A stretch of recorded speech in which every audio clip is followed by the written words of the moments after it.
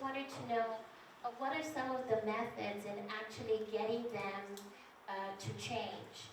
Because I think the story of Kennedy, as we saw it, it's one that it ignites emotions, but you hear the co-founders that did that, but we really need to be talking about the investors that facilitated it.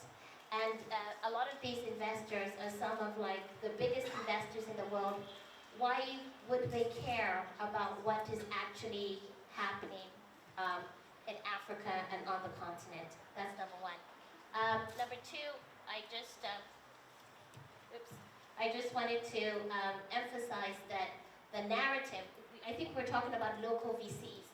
Being an investor myself, I just wanted to clarify that a lot of them did not raise the money.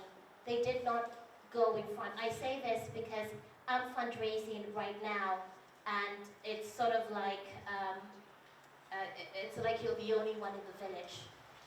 Most of the investors, when they get the money, they hire locals, but the locals did not raise the money. I'm friends with a lot of my colleagues. They earn good money working for very established investment firms that I don't want to name, but they themselves had no relationship with the anchor investor.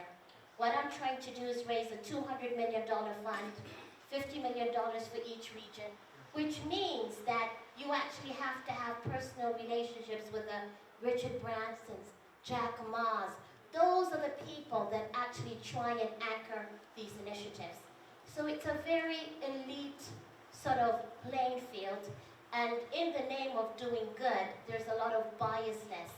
So I wanted your take on if it's that elite, the way Ivanka Trump has a women's fund. She doesn't have to fundraise. She's got the right last name. It doesn't even matter where she went to school. Is there change? And I say this as being somebody in the pool, but is it possible to really break such changes? And for the local investors, we shouldn't be here and just say, oh, Somalis invest in Somalis, Kikuyus invest in Kikuyu. We can also replicate those mistakes. So these are very sensitive issues that it's not an us and them, but it's human character and actually investors sticking to what investment is, which is meant to be a non-biased, non-subjective process. Thank you. Thanks a lot, Andia, and I should also say I tested some of my theories with you before I finished the book, so I appreciate your contribution to some of my ideas in the book. He's a long-time friend of mine. So you brought up two very important points, and you're in the field, and we've had off-site discussions on this. So the first one is holding people accountable. We gotta try, and I really feel if this thing is highlighted, I think there is sensitivity, and actually there's an interesting case that I've been given off-site, so I can't really reveal, but there is actually white expatriate founders that are desperately seeking African co-founders, so they shed the image of expatriate. So there's already a stigma related with that.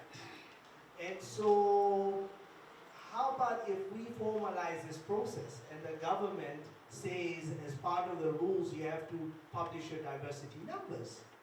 And so now the black box is opened and we start seeing in, and in my article I say light is the best disinfectant, and we need to make them report these numbers. And people start questioning how come the trend has not been moving downwards. And so that's one of my arguments.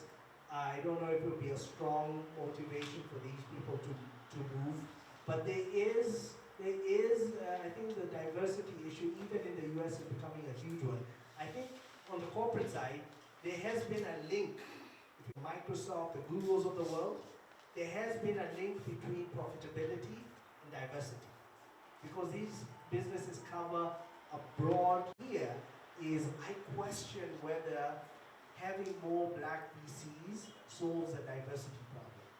Because I think the products that African Americans and Africans would bring would would not align as much the VC model, which requires huge 10x returns for it to be viable. So for me, I feel if you create a real model that is profitable for a smaller scale, which is maybe a combination of debt and equity, then your pool of potential investors broadens. The risk tolerance is much better, you know, so that's kind of my argument. I'm like, let's stop trying to fit into this box that has been created that is not related to kind of, our situation. Thank you very much. Just to add to what Robles said, when you're talking about how do we ensure that those who are coming to do business in Africa are doing so on a level playing field. So you're firstly looking at the product, not the individuals behind the product. You're looking at what is the context of that product going to be in the locality. And these are things that VCs that come from abroad, like you rightly said, don't have in their framework. They're looking at profit. They're not looking at changing lives. They're looking at exploiting their products and gaining financial return.